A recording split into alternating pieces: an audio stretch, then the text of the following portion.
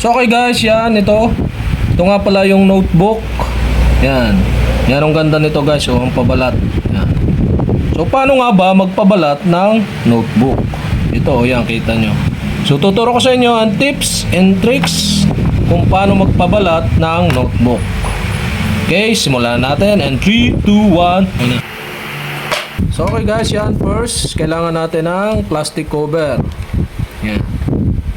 So ilagay nyo lang or ipalaman nyo lang yung plastic cover do sa notebook yan. Yung notebook ipalaman nyo sa plastic cover. Yan. So dapat hanggang dito is lampas yan. Para dito diyan puputulin. Yan guys. Ikakat na yung pinakang plastic. So wala na yung excess. Wala na diyang ibang gugupitin kundi dito lang sa may kanto, mamaya papakita ko sa inyo.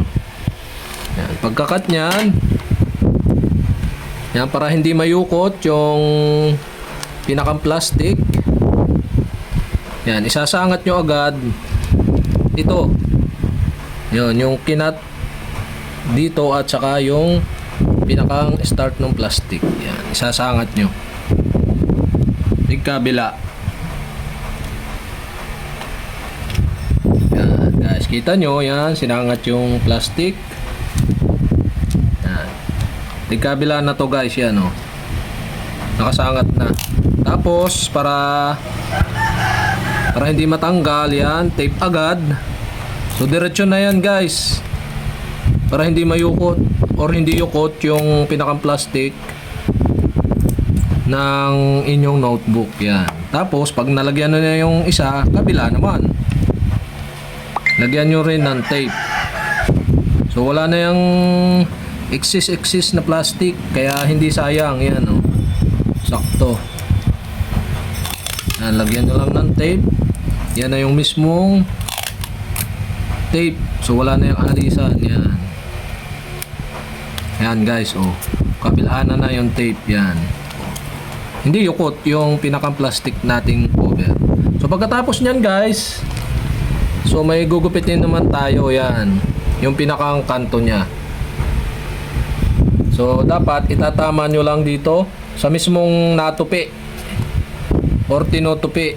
Yan, doon, kabilanan, yan. Yung pinakang cut, yan. Tsaka doon sa kabila, ikat nyo lang hanggang doon sa, pag nagbuklat, hanggang doon, yan, kabilanan. Tapos pagka nagupit na ninyo, ang una nyong gagawin is, yan, pwede nyong bawasan dyan muna, masyadong mahaba ng konti, binawasan lang natin. Pero pagka no man, okay naman yun kahit medyo mahaba. So depende na sa inyo kung babawasan nyo o hindi. Yan. After nyan guys, after natin magupit yung konti, yan, itupin na natin. So ito nga pala ay tinutupi. Yan, dito, pag ganon, tutupi ito pa-triangle ng konti, tapos saka lalagyan ng tape. Yan. Saka dito lalagyan ng tape. Mga ilang tape lang yan, dito, tsaka doon. Tapos, kabila naman. Yan, ako guys, hindi siya yukot. Ang kabila naman, yan. Tupi nyo lang. Tapos, tupi uli. Kita naman nyo kung paano siya tinutupi. Yan, tupi nyo lang. Make sure lang na yung gupit ninyo dito, isakto, doon. Dito para pagkatupi nyo, wala ka nang gugupitin na excess doon sa pagkatupi. Tape lang ng tape. Tapos na yung kabaak. Kabaak na cover ng notebook, yan. Dito naman tayo sa kabila. Ganon ulit ang gagawin, yan.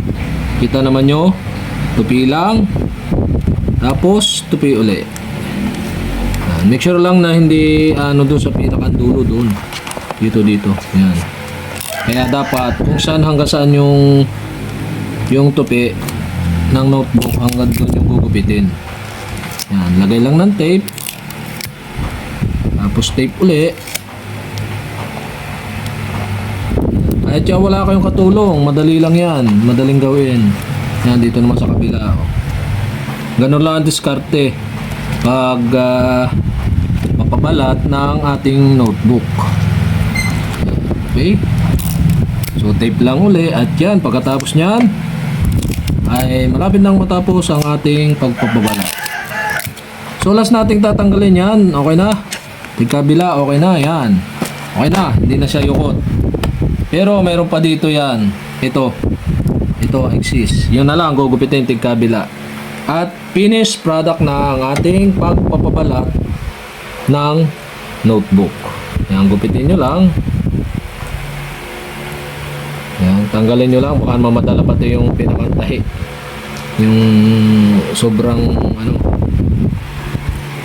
tahi ng notebook. Yan, tapos dito sa kabila. Yan guys. So yan ang madaling pagpapabalat ng notebook. Ganun lang guys kadali magpabalat ng notebook.